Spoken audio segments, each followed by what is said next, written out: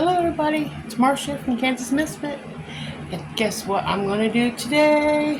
I'm going to do something I did a long time ago, but I hope it turns out better this time than I tried my first time, and I'm going to make apple fritters. I'm in the hot house. All I have is my fan right here, right there, to help keep me cool in the kitchen because it is hot. And the only room we cool in the house with air conditioner is the bedroom. So I'm going to set you down here. I'm going to get started and we're going to make some apple fritters. Okay guys, here we go. In my bowl here, I'm going to start off with 1.5 cups flour. I have it in my bowl here. 1.5 cups flour. Set my recipe up here so I can see it. I have a skillet here with some olive oil in it to get hot so I can cook the apple fritters when it's ready to go in the grease. I'll bring you down to that level when the time comes. And the next ingredient is 1/4 cup sugar, which I have right here. This is a 1/2 cup. I filled it halfway. 1/4 cup sugar. I'll dump that in. And the next ingredient is 2 teaspoons baking powder, not baking soda, but baking powder. And there's my baking powder.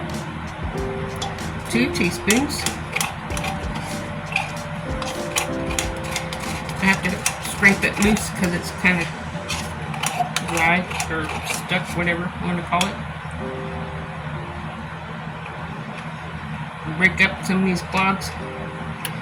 One thing you don't want is to bite in a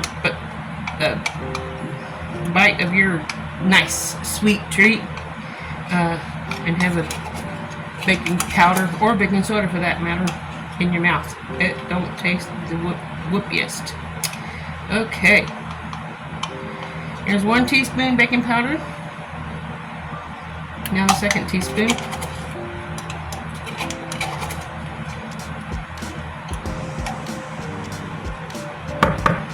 And you want that so that they will plump up when you frying them. I'm done with the baking powder, so I'll go ahead and put that away. The next ingredient that it calls for is salt. Remember last time I put too much salt in my hand when I baked something, so this time I'm just going to put just a fraction of a bit of salt. As you can tell, I guesstimate. I'm not a precise person when it comes to baking, and so I'm taking it someplace to a gathering. 1.5 teaspoons cinnamon. Here's my cinnamon. I'm just going to shake some in until my bottom of my pan looks a little brown. So I like cinnamon. I can smell the cinnamon now, so that's pretty good. Next ingredient, get that much done. Add the cinnamon. The next thing is 1/3 cup milk, which is right here. 1/3 cup. Pour that in. The next ingredient is 2 eggs. These are from my chickens. I got a brown egg here and I got a green egg here. So I crack them one at a time. I'll put them in my cup that I have the milk in so I can pull out the shells if there is any. And if they're bloody, I don't have to worry about putting it into the to the batter. This near looks okay. Nope, I see a shell. Isn't that wonderful how glass can bring up your shells? Get that shell out. See it? There's a shell. I know you don't want to see it, but I'll show it to you. Okay. So the bitty one here. There's nothing like trying to eat a nice treat and have a crunchy eggshell in it as well. Don't feel good on the teeth. There's the other one right there. Okay, hopefully there's no more on the next egg. There's one. Now the 2nd egg, the green one. We have white eggs, brown eggs, and green eggs. Nothing fancy, but and there's no yolk in this one. This is a nice, beautiful one. No yolk. There's no shell. Okay, now we mix this together. If I had a mixer, I'd do that, but I don't. So I just use my spoon, mix it all up.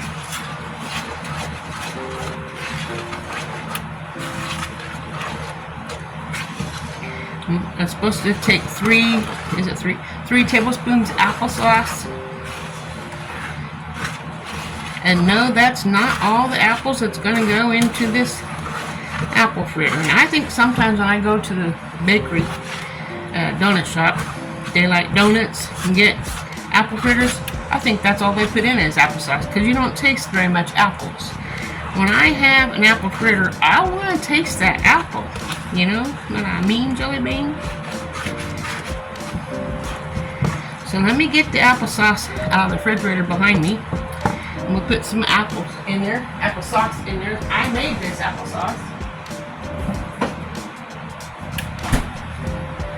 I made this applesauce with our apples from our trees. And no, I didn't show a video of it. But at the end of this video, I'll show you how many jars I made in our storage room. And you get a different spoon because that one has eggshell on it.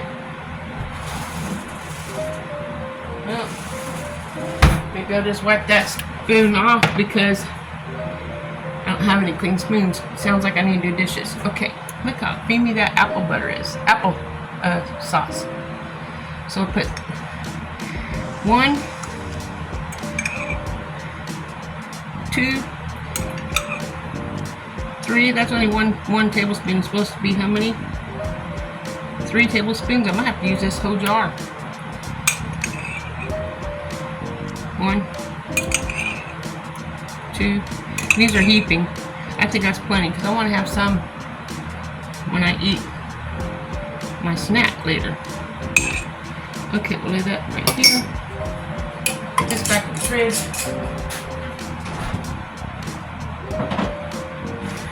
And I have some apples, regular apples. It says calls for 2 apples, cut and cored and chopped up, however big you want. I have these in here. I'll take these out, drop them down into my batter. I'm going to make sure you get all the seeds out, the core, the peeling. So there's nothing like eating an apple fritter and you get a seed. So it's a lot of work in the preparing ahead of time for your recipe. A work of love. Okay, put that in here. A lot of dishes after you're done too. Mix the apples into this. You don't want to mix it too much because you don't want it to be what do you want to call it? Too bland or whatever. I got my grease going. I don't know if it's ready or not. You know how to tell if your grease is ready when you're going to cook? Some of you are older than me that's been cooking longer. Well, probably already know this, but I'm going to take water in my hand and drop it into the grease. Sounds like it's ready. Yep.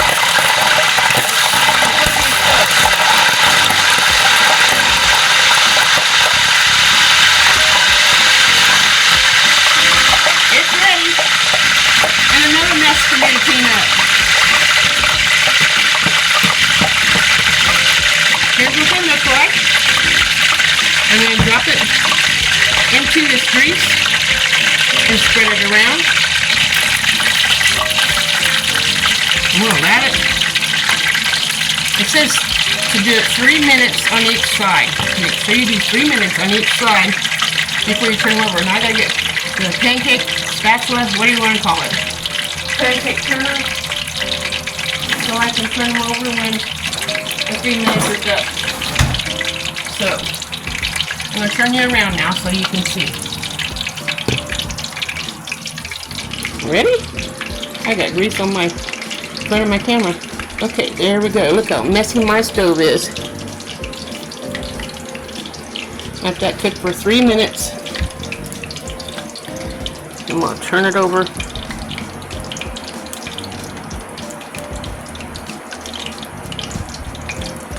I should be making my powdered sugar frosting stuff to go over it,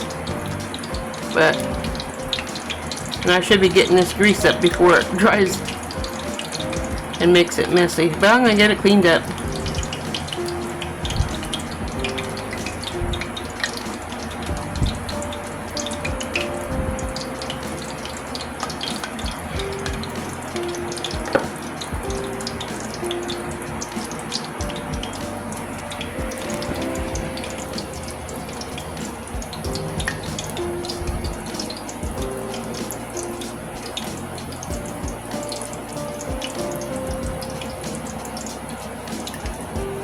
It's 3 minutes for me, but like a second for you.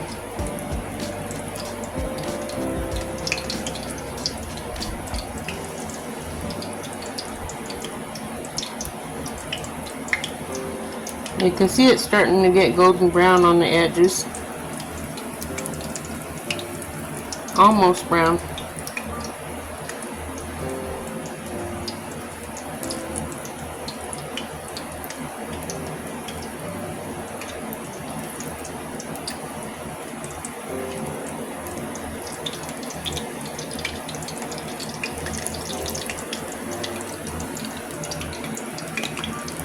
Maybe a little longer.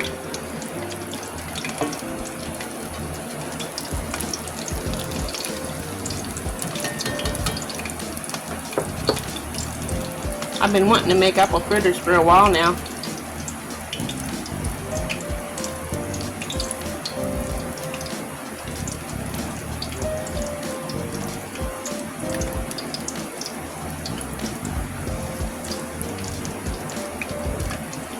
And carefully turn this over so it can cook on the other side. See if I can do this without making a mess. Yeah, it's brown. Finish, turn it over. There we go.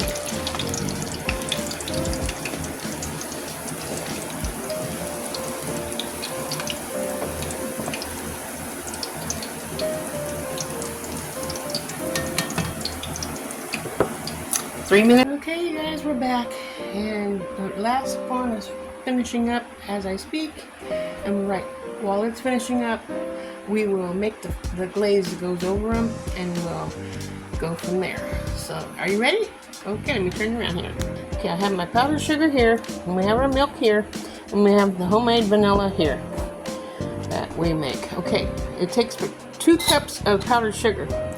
When I first get my powdered sugar here, I cut clear across the top of the powdered sugar, and then take the leftovers and tie it. So let me get that untied, and then we'll be right back. Okay, we're back. I got this all taken off. You get 2 cups of powdered sugar. Dump this into the amazing cup. 2 cups of it.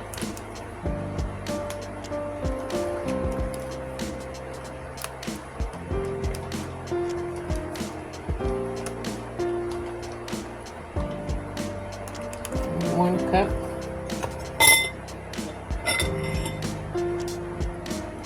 Now the second cup. I have the cup in the bowl just in case it overflows. We'll just have a little extra powdered sugar in the bowl and not all over the countertop or the floor. Like it happened. Okay. With the extra that I have left over, I can tie this back on, and it's ready for the next time I need my powdered sugar, and I don't have to worry about trying to find a clip or a rubber band or anything. I just use the pieces that's there, and voila, it's ready. Now, dump this powdered sugar in. Got my spoons. 1/4 cup milk. Pour that in. A little bit at a time. Stir it as you go.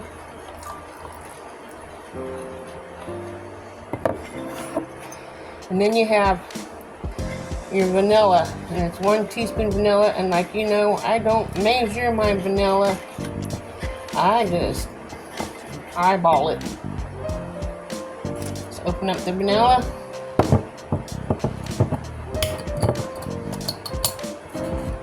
And pour a little in. That's good.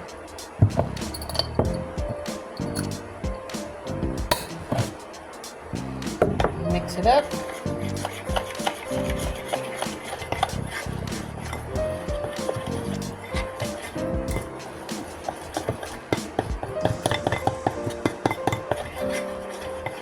glaze made.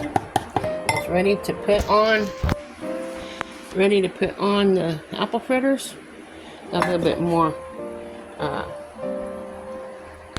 powdered sugar that needs to beat up in here. And those apple fritters look nice.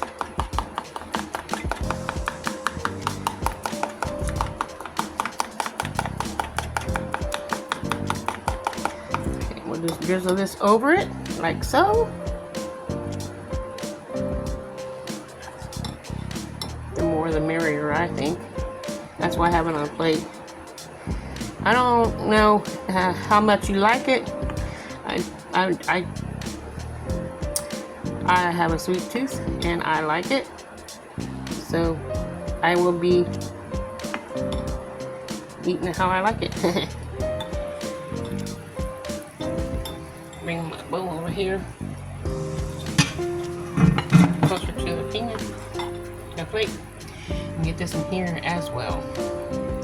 When my husband gets home, he went to Advantage Metal to sell some scrap metal we have laying around the yard today, so we can have some spending money.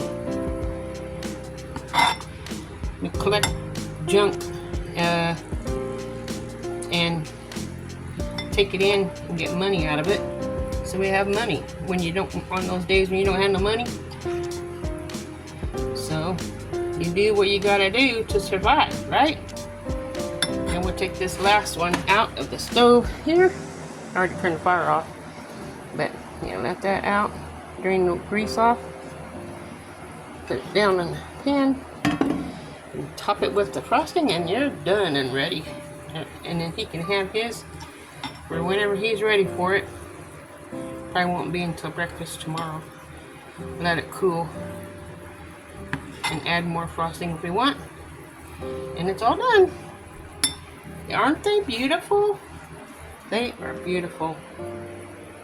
I'd like to say thank you for watching me. I'm sweating like everything. But thank you for watching me in the kitchen, going and making these apple fritters out of love. And if you want to try the recipe, let me know if you try it, because it's fun and they're tasty. So I will let you go for now. Remember, God loves you, and so do I. And I'll see you on the next video. Have a wonderful day. Ta-ta.